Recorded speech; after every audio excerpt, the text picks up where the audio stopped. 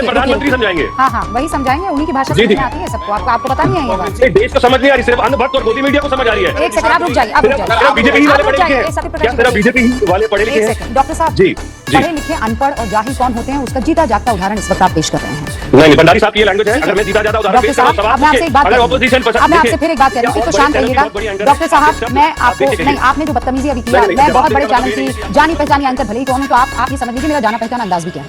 लेकिन मैं फिर भी संयमित भाषा में डॉक्टर साहब आपको समझा रही हूँ।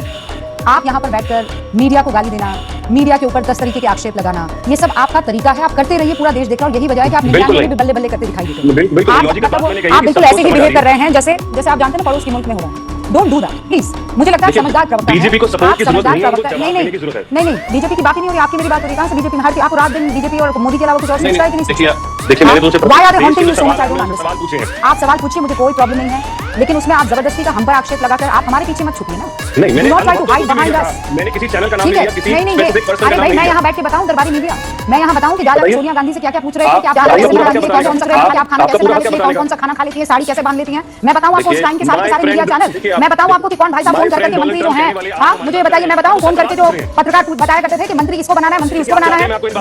Do not let me take you back in the history sir. बहुत शर्मसार हो जाएंगे। मुझे अपने घर जाना है, मुझे घर जाना है, मुझे अपने घर जाना है।